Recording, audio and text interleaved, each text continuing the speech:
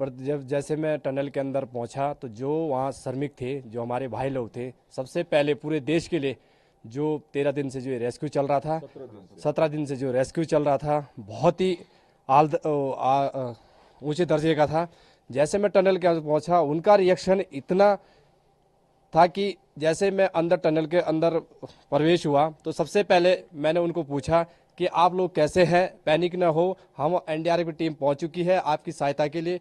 तो वो बहुत ज़्यादा खुश थे, कुशल मंगल थे कि एनडीआरएफ की टीम पहुंच चुकी है, हमें पूरी उम्मीद है कि हमें एक एक करके बाहर निकालेंगे। सबसे पहले उन्होंने एक प्लानिंग मूव बना रखा था, उस हिसाब से वो बाहर निकाल रहे थे। हमारे लिए काफ़ी चुनौतीपूर्ण था क्योंकि उसमें जो ऊपर वाला जो पाइप डाला था उसके ज़रिए उनके लिए भोजन भेजा जा रहा था, वो काफ़ी डिफ़िकल्ट था। जो अपना उनका मानसिक संतुलन बनाने के लिए यहाँ से बोलते रहते थे कि हम आपके समीप पहुँचने वाले हैं, आप घबराएं नहीं, पैनिक ना हो, आप धैर्य करें और धैर्य के साथ रहें।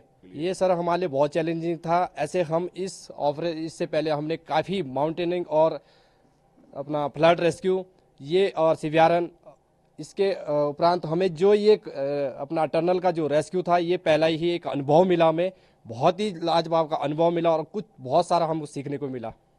ये सर अब हम अपनी जो यहाँ ऑपरेशन सक्सेसफुल हो गया है, अब हम अपनी 15 एनडीआरएफ गदरपुर की ओर मार्च करेंगे।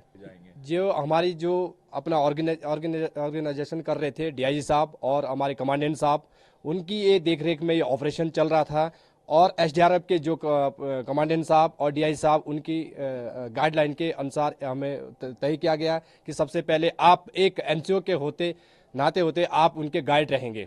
वो जब मैं अंदर गया तो नज़ारा कुछ और था। वो सब लोग खड़े थे, एक ही बार उन्होंने जयकारा बोला, एनडीआरएफ की जय हो, भारत माता की जय हो। वो लोग इतने अवसर थे कि अब हमारे पास अपना सहायता के लिए कोई न कोई पहुंच गया है और बहुत ही मतलब इच्छुक थे कि हम सबसे पहले निकले। लेकिन वहाँ जो अपना नेगी जी थे और एक साहबा थे, उन्होंने एक लिस्ट बनाई थी और लिस्ट के अनुसार बोला कि जो सबसे पहले जो अपना बुजुर्ग है उनको बाहर निकाला जाएगा। तो जो बुजुर्ग लोग थे उन्होंने उनको, जो नए यंग की जनरेशन थी, वो पैनिक थे कि हम सबसे पहले जाएंगे। लेकिन बुजुर्गों ने उनका साथवन देते हुए कि कहा कि आप धैर्य बनाए रखें, आपको सबसे पहले निकालेंगे।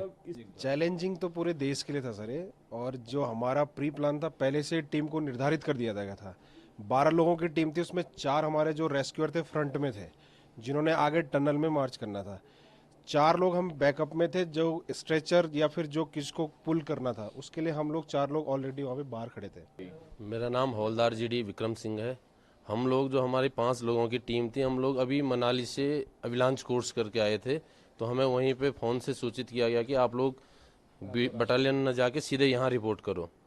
तो हम लोग रातों रात वहाँ से मनाली से मूव करके यहाँ पहुँचे। जैसे यहाँ पहुँचे तो हमको जो पहले टीम लगी थी उन्होंने हमको समझाया कि ऐसे ऐसे प्लानिंग है। उसके बाद हमारे कमांडेंट साहब ने ये डिसाइड किया कौन अंदर जाएगा, कौन बाहर रहेगा। फिर हमारी 4-4 की 3 टीमें बनी। फर्स्ट टीम हमारी अंदर गई, सेकंड टीम हमारी जो टनल का फेस था वहाँ पे थी, जो पाइप का फेस था। तो उसके बाद हमने धीरे धीरे करके, फिर अगर रेस्क्यू में लेट होता तो फिर हम चेंज होते। 4 लोग अंदर। 41 लोगों को कितने टाइम में आप लोग निकाल लिए? बड़ी जल्दी सब लोग निकल गए। हाँ, लगभग 1 से 1.5 घंटे में सारे निकल गए थे।